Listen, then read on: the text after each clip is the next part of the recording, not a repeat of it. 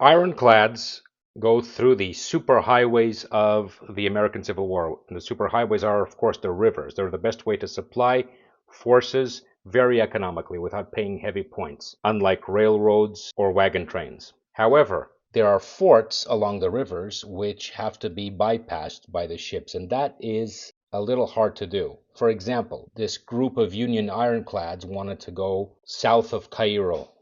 They would have to bypass these two forts. And to bypass a fort, you use one point to move it up to here, then you use another point, movement point that is, to try to bypass the fort. To do so, you take 1d8 for each ironclad unit. You can have more than one, you could have like 3. For each one of those ships, you will use a movement point to roll this die.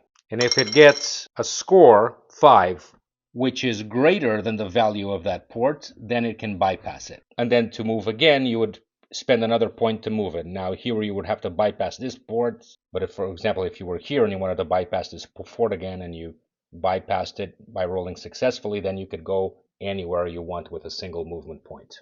The same rule goes for cities, except cities traditionally have a smaller point value to attack. Almost every city has only one number. Fighting value here, 3. It's a little number here. In the case of Vicksburg, you have 12, 15, 7. You always go with the lower number. So you still have to roll an 8 in order to get past this. If you want to try it, you would have to use like several units, because assuming that most of them would fail.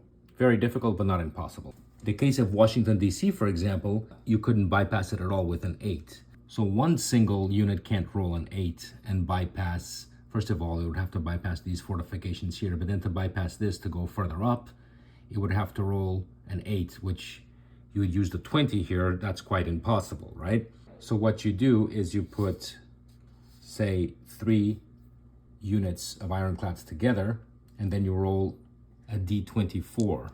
And if it gets, the outcome is superior to 20, then they could all cross.